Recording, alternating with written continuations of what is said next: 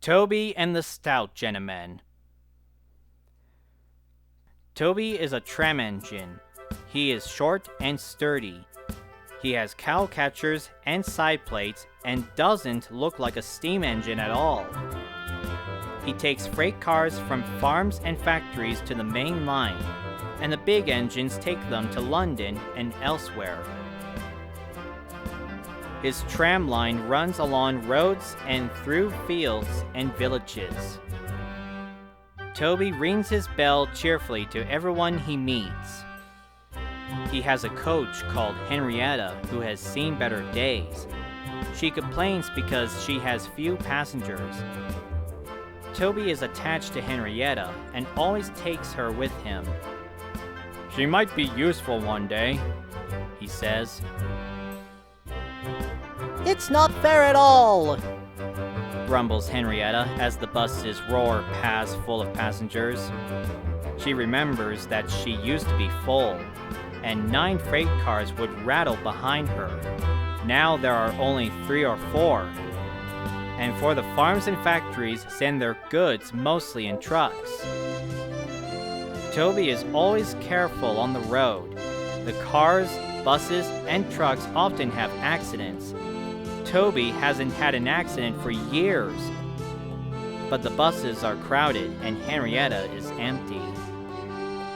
"I can't understand it," says Toby the Tram Engine.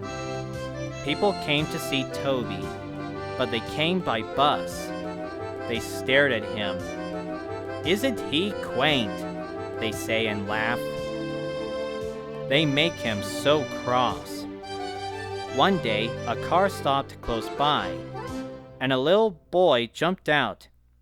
"Come on, Bridget," he called to his sister, and together they ran across to Toby. 2 ladies and a stout gentleman followed.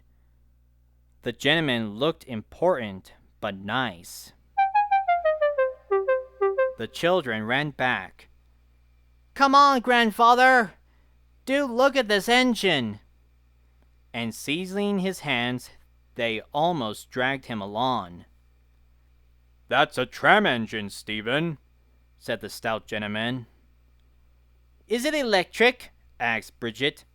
"Whoosh!" hissed Toby crossly. "Shh, shh," said her brother.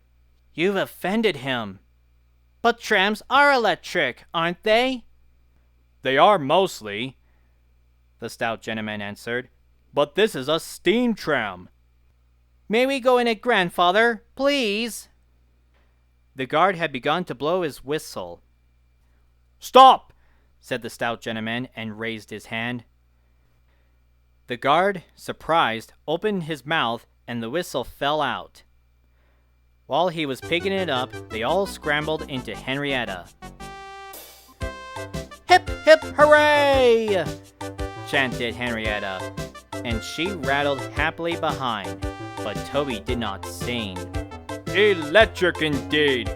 Electric indeed!" he snorted. He was very hurt. The stout gentleman and his family got out at the junction, but waited for Toby to take them back to their car. "What is your name?" asked the stout gentleman. "Toby, sir." "Thank you, Toby, for a very nice ride." "Thank you, sir," said Toby politely. He felt better now. "This gentleman," he thought, "is a gentleman who knows how to speak to engines." The children came every day for a fortnight. Sometimes they rode with the guard, sometimes in empty freight cars. On the last day of all, the driver invited them into his cab. All were sorry when they had to go away. Stephen and Bridget said, Thank you. To Toby, his driver, his fireman, and the guard. And the stout gentleman gave them all presents. Peep, peep, peep, peep, whistled Toby. Come again soon. We will, called the children, and they waved till Toby was out of sight. The months passed. Toby had fewer freight cars and fewer passengers. Our last day, Toby, said his driver sadly one morning. The manager says we must close tomorrow. That day, Henrietta had more passengers than she could manage. They rode in the freight cars and crowded in the brake van, and the guard hadn't enough tickets to go around. The passengers joked and sang, but Toby and his driver wished they wouldn't. Goodbye, Toby, said the passengers afterwards. We are sorry your line is closing down. So am I, said Toby sadly. The last passenger left the station, and Toby puffed slowly to his shed. Nobody wants me, he thought, and went unhappily to sleep.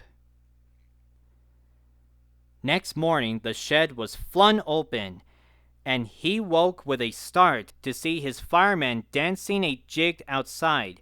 His driver, excited, waved a piece of paper. Wake up, Toby, they shouted. And listen to this. It's a letter from the stout gentleman. Toby listened but I mustn't tell you any more, or I shall spoil the next story.